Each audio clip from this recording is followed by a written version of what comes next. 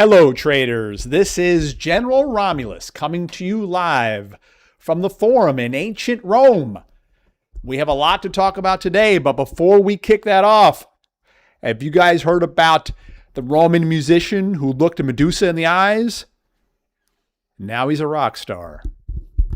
And we're going to make you a rock star trader. Here we go. Always remember, I am not a financial advisor, stockbroker, or dispensing any type of advice. This is strictly for informational and educational purposes only, and perhaps an ancient Roman joke that is too terrible to even stand. A lot of upside activity the last 2 trading days. That's right. For those of you watching these videos over the last several months, we've put in our yellow lines. They've been here for a while, have not changed them. Don't see any reason to right now, at least not yet. The market did achieve a short-term oversold condition going into early Monday morning. This is being demonstrated by the low levels of the RSI indicators across the board. See, volume was increasing on many of the down days. Yesterday, that would be Tuesday, March 31st, the market did respond to the short-term oversold condition with a bit of a jump. There was a post by Trump about perhaps changing the environment in the Middle East, the war situation, hopefully for the better.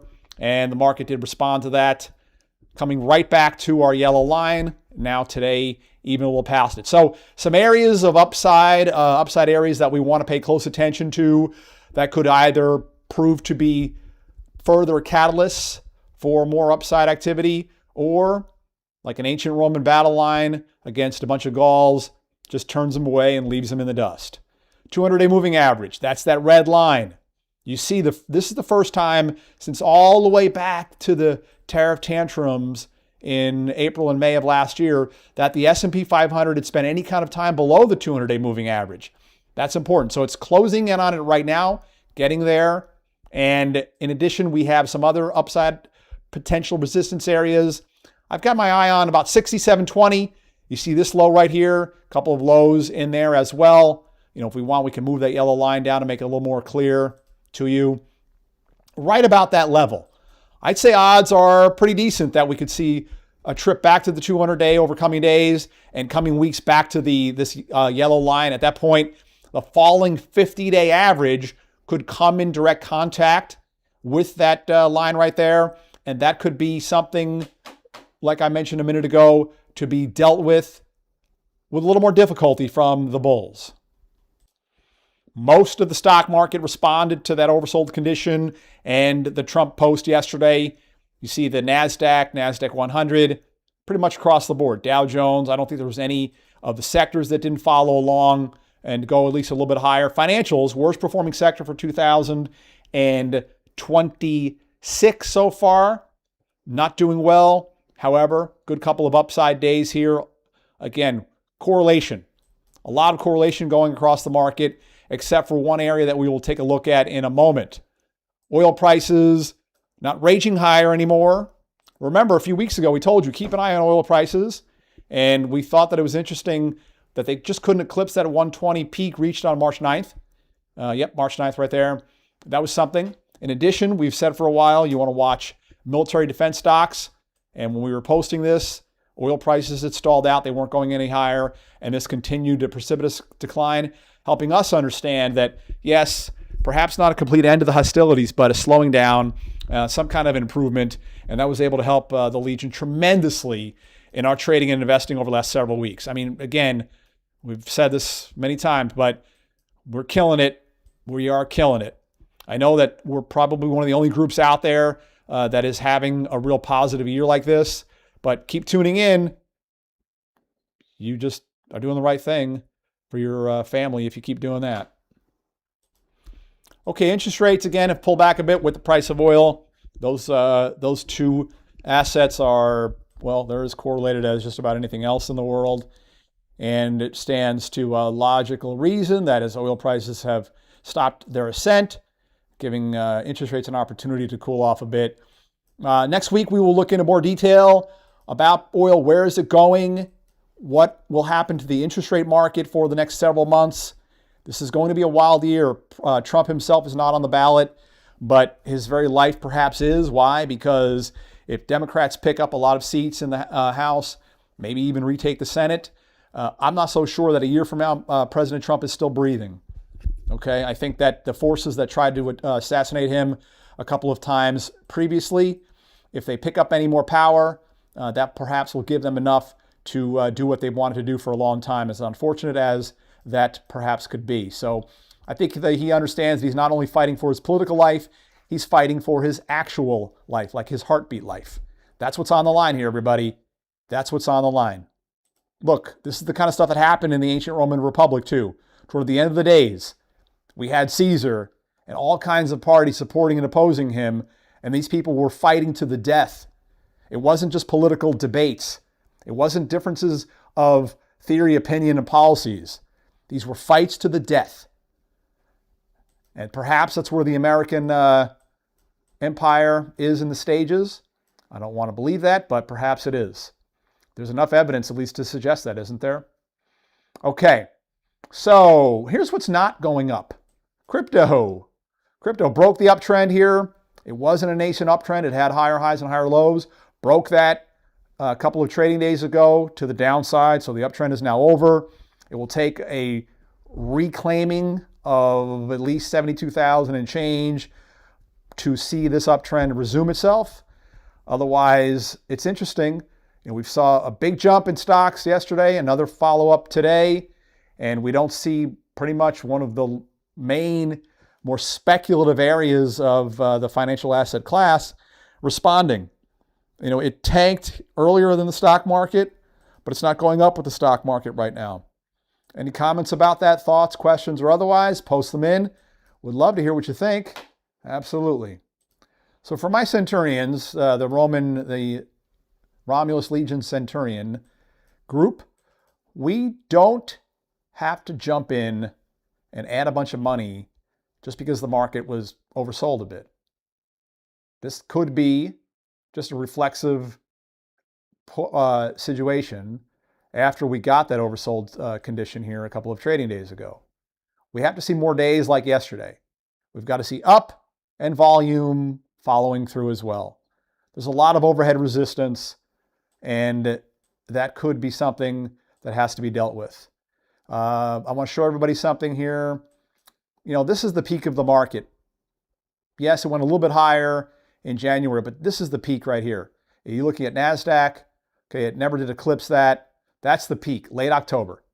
That's the peak of the rally. That's the peak of the bull market so far, the bull market that started in early 2023. That's it right there, mid-late October. And then the market goes into a sideways choppy action, not corrective yet, but choppy action, kind of goes into a funk, as they call it. Why did it go into a funk? Well, Romulus, because of the war. Wrong. Back in mid-late October, the American military was not moving any military assets over the Middle East at that point. We were moving them into the Caribbean in preparation for what happened in the beginning of the year against Venezuela and Maduro. And then stuff started moving over to the Middle East after that. So back here, nothing, okay? But the market goes into a funk. Why do I bring that up? Because the correction started when the war started, but the market was already in a funk, okay? So the war ending, let's say it does, and Trump and some of these disturbing individuals who run Iran start playing golf together and they're best buddies, and it's all peace in the East and elsewhere, market goes higher. Sure, it will, just like it has responded bullishly the last couple of trading days on Trump announcements that things are getting better over there. That makes sense. However, it wasn't the war, the Iranian war, that put the market into a funk. And it's not going to be the end of the Iranian war that takes the market completely out of its funk either. So keep that in mind. Yes, rally, but we keep showing overhead resistance, 200-day. That shouldn't be too hard to deal with. This up here, however, a little over 6,700. Then the falling 50-day moving average, a lot of overhead resistance right about up in here. That's going to take some doing. It could be a while before the market hits a new all-time high. It could be quite a while. Now go back and look at the posts I put up about gold. One of the things I said with great confidence is that the high on January 29th could be a high, 5,600, could be a multi-year high. I'm sticking with that. Could be a multi-year high in gold. Okay. Well, just like that, the S&P 500, while this most likely will not turn into a multi-year high, it just could be a lot longer and be much more difficult to eclipse that level than what most bulls want to believe. So right now, boil it down. Pretty simple. It's rallying, sticking with it, not raising additional cash over what I've already had. And we have a flag status condition in our Legion, green, yellow, red. Obvious explanation there. We raised our yellow flag several months ago. And so that mandated high cash levels, that mandated not going into the NVIDIAs and the high-tech stuff. The stocks that I'm long, it's, these old blue chippy, high dividend paying companies. Ford has hurt my retirement account a little bit, but otherwise, you look at Pfizer, a new high. I mention these stocks all the time. It's the same things I keep bringing up. Verizon just off of a new high. Other companies like this, these companies are doing great. By the way, this chart looks a little bit funked out because it's down, but that's because the dividends are so high in this company. Okay, so we are up. We're having a positive year. We realize that nobody else is. However, that's pretty commonplace around here. So we raised our yellow flag a while ago, months and months ago. No reason to change it right now. What's on my mind is, do we raise the red flag as this rally unfolds in preparation for what could be another trip down and a leg lower than what we saw here? This blue line has been drawn in for a while as well. That could be an ultimate destination. But for now, things are rallying. No reason to make any dramatic changes. Trump talks tonight, 9 o'clock. The market will probably continue to see a bid into that presentation tonight and for the foreseeable short-term future. Okay, hey, glad to be with everybody. Don't forget, you want to reach me, easy enough, romulusteaches@yahoo.com.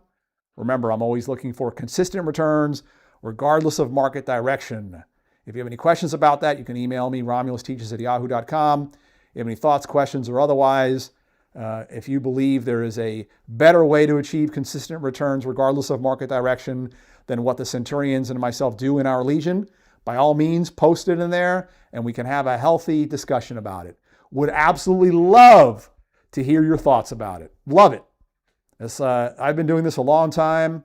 I'm 2,700 years old after all, and I have yet to find a system that produces more consistent returns regardless of market direction than what we do. All right, I'm heading back to ancient Rome. You people and your wild wars, it's a little too much for me on a nice spring day. That's all for now.